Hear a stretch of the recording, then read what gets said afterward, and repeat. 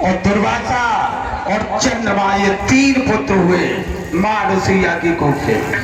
दत्तात्रेय, चंद्रमा और दुर्वासा ऋषि। बोलिए भक्तवत्सल भगवान की।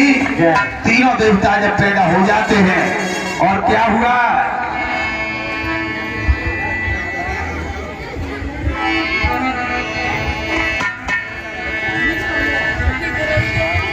तीनों देवता जब प्रसन्न हो गए,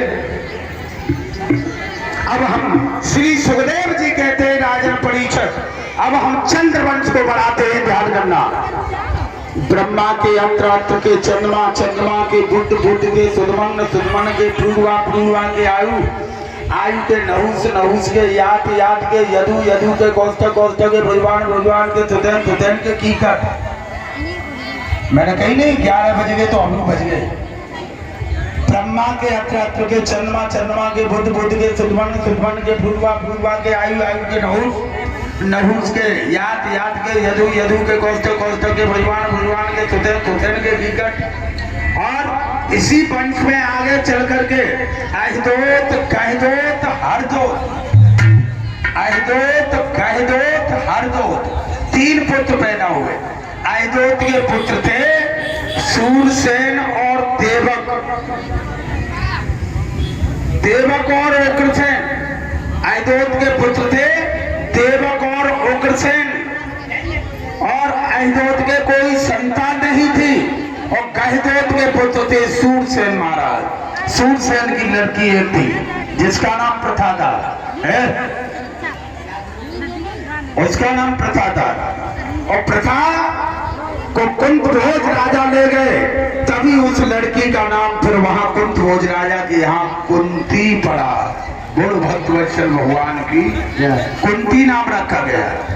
अब सूरसेन के पुत्र से बसदेव जी महाराज बटेश्वर क्षेत्र सोनीपुर के गांव रहने वाले थे। सैजपुर के पासवे गांव में है, सोनीपुर के रहने वाले थे बसदेव जी महाराज, सूरसेन महाराज। और इसके बाद देवक उग्रसेन बड़े अच्छे थे, अच्छे विचार थे उनके, बहुत अच्छे विचार थे देवक और उग्रसेन महाराज के। क्या हुआ, गजब हो गया। देवक की लड़की थी देवकी, देवक की लड़की थी देवकी, लेकिन उग्रसेन के कोई संतान नहीं थी। पवन रेखा पत्नी थी।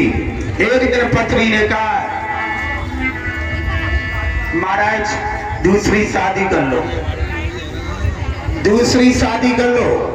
तो पत्नी से जैसे ही कहा है कि दूसरी शादी कर लो, कृष्ण की झांकी आ रही है, बहुत सुंदर शीश नाग लहराता हुआ। थोड़ी देर माता बहने झांकी देख करके जाए। आज का दिन ये बार बार नहीं मिलता है, 1 साल बाद आता है, ध्यान कर लो।